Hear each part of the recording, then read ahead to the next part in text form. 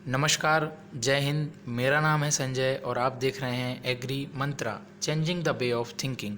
आज का हमारा टॉपिक है animal husbandry and dairy science. तो इस वीडियो में हम एनिमल हस्बेंड्री और डेयरी से रिलेटेड बहुत ही इम्पोर्टेंट पॉइंट्स का डिस्कस करने जा रहे हैं। ये वीडियो बहुत ही इम्पोर्टेंट होने वाली है सारे एग्रीकल्चर कॉम्पिटिटिव एग्ज़ाम के लिए, तो वीडियो को आखिरी तक देखते रहें। जो लोग इस चैनल पर नए हैं, इस चैनल को सब्सक्राइब ज़रूर करें। चलिए वीडियो को स्टार्ट करते हैं। पहला हमारा जो पॉइंट है, जो cow's milk is light yellow और creamy in colour due to, मतलब कि जो गाय का दूध होता है वो हल्का सा पीला या क्रीमी कलर का होता है, तो वो कैरोटीन एक प्रोटीन होता है, उसके कारण उसका जो कलर होता है हल्का सा पीला या क्रीमी कलर होता है। ठीक है, नेक्स्ट है the milk is white in colour due to the presence of, तो मतलब जो गाय का तो पीला कलर कैसीन से हो गया, भैंस का जो कलर होता है या दूध का जो कलर होता है वो सफ़ेद होता है, तो किसके कारण होता है? कैसीन एक प्रोटीन होता है, इसके कारण उसका दूध का रंग सफ़ेद होता है। या कभी कभी एग्जाम में पूछता है कि भैंस के दूध का रंग सफ़ेद होता है, तो वो भी कैसीन के कारण ही होता है। नेक्स्ट है द कार्बोहाइड्रेट और शुगर कॉन्स्टिट्यूट ऑफ मिल्क, तो जो लैक्टोज होता है, मतलब शुगर के रूप में या कार्बोहाइड्रेट के रूप में दूध में लैक्टोज उपस्थित होता है। ठीक है, नेक्स्ट है जो हमारा दूध होता है, मतलब milk is deficient in element, मतलब दूध में कौन कौन से पोषक तत्व या तत्व अनुपस्थित होते हैं या कम मात्रा में होते हैं। तो जो हमारा आयरन है ये कम मात्रा में उपस्थित होता है। दूसरा विटामिन सी की भी मात्रा कम रहती है दूध में। ठीक है, ये आपको याद रखना है, ये एग्ज़ाम के लिए बहुत इंपॉर्टेंट पॉइंट है, कई बार एग्ज़ाम में ये पूछा गया है। नेक्स्ट है milk production is maximum in, जो दूध का उत्पादन है इंडिया में सबसे ज़्यादा दूध का उत्पादन कौन सा स्टेट करता है? तो उत्तर प्रदेश जो है दूध का उत्पादन सर्वाधिक करता है, क्योंकि जो हमारा उत्तर प्रदेश है उसमें ही भैंसों की संख्या या भैंसों की पॉपुलेशन ज़्यादा है। ठीक है, लगभग पूरी विश्व का 56% जो भैंस है वो उत्तर प्रदेश में ही पाई जाती हैं। ठीक है,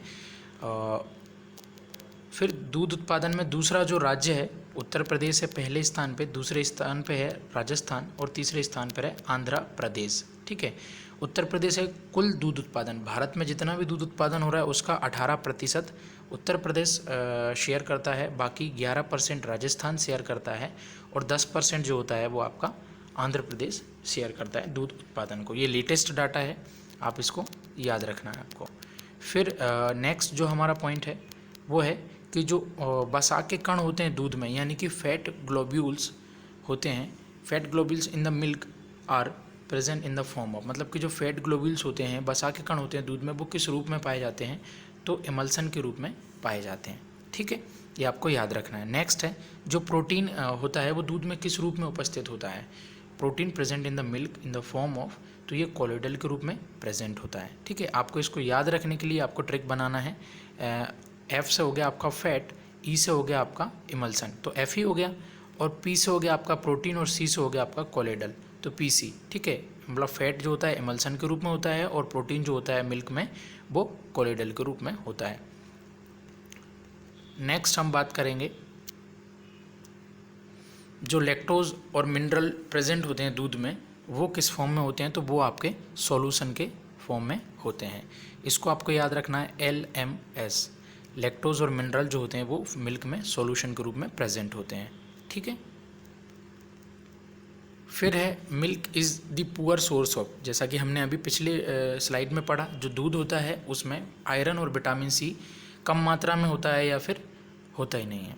ठीक है, अगला पॉइंट है India's rank in first production carpet production है, मतलब कि जो हमारा भारत है वो वर्ल्ड वाइड सबसे ज़्यादा कारपेट वूल या वूल प्रोडक्शन में शेयर करता है। ठीक है, तो सबसे ज़्यादा जो वूल प्रोडक्शन होता है वो राजस्थान में होता है। ठीक है, राजस्थान में सर्वाधिक ऊन का उत्पादन है।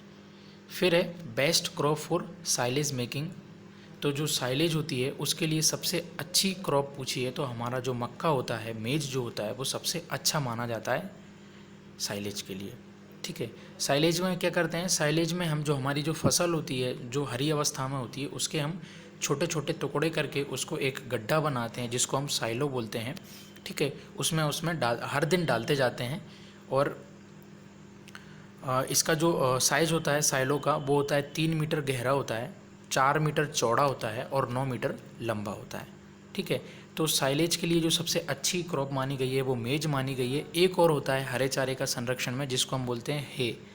ठीक है, जो हे होता है उसमें सबसे अच्छी फसल जो मानी जाती है उसको हम बोलते हैं बरसीम। ठीक है, एक क्वेश्चन और इससे रिलेटेड पूछा जाता है, साइलेज में जो होता है वो मॉइस्चर परसेंटेज कितना होता है, तो साइलेज में 60 से 70% मॉइस्चर होता है।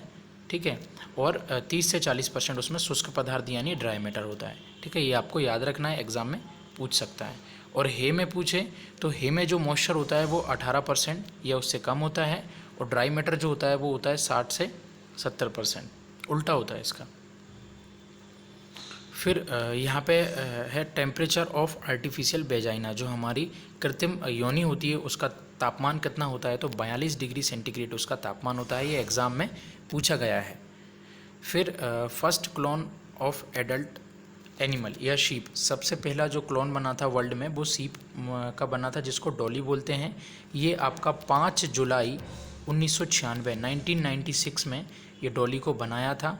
विलमट नाम के एक साइंटिस्ट थे जिन्होंने इसको, इनकी टीम थी, इन्होंने इसको डेवलप किया था और ये स्कॉटलैंड के थे। आपको टाइम याद रखना है। और इंडिया में जो ऊन का उत्पादन है वो हम पढ़ ही चुके हैं, मैक्सिमम है राजस्थान में। नेक्स्ट हमारा पॉइंट है disbudding in calf of newborn is done at the age of, मतलब कि जो बछड़ा होता है चाहे वो मेल हो चाहे फीमेल हो, उसमें जो सींग निकलते हैं, ठीक है, उसको बड बोलते हैं इनिशियल स्टेज में।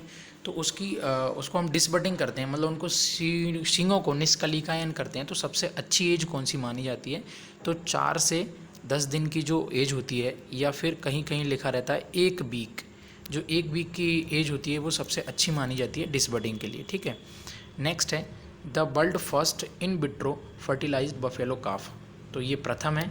इन विट्रो फर्टिलाइज़र का मतलब फर्टिलाइज का मतलब है इन विट्रो, मतलब कि ये लैब में आप इसको तैयार करते हैं। जो एग और स्पर्म का जो कॉम्बिनेशन होता है वो आउटसाइड दी बॉडी होता है। ठीक है, शरीर के बाहर इसको लैब में एक कंट्रोल्ड एनवायरनमेंट में इसको हम करते हैं। ठीक है, तो आपको इसको याद रखना है। इन विट्रो फर्टिलाइज्ड बफेलो जो है उसका क्या नाम है, उसका नाम है प्रथम। ठीक है, most commonly use cryo protectant for freezing of semen, मतलब जो सांड का जो वीर्य होता है, जो सीमन होता है, उसको क्रायो प्रोटेक्टेंट कौन से सॉल्यूशन से किया जाता है, तो ग्लिसरॉल से उसको किया जाता है। ये आपको याद रखना है। ठीक है, नेक्स्ट जो पॉइंट है, जो मेन प्रोटीन होता है स्किन का या कनेक्टिव टिश्यू का, वो उसमें कौन सा प्रोटीन पाया जाता है या वह किन से मिलकर बना होता है, तो कोलेजन एक प्रोटीन होता है। ये मेन प्रोटीन होता है स्किन का और कनेक्टिव टिश्यू का।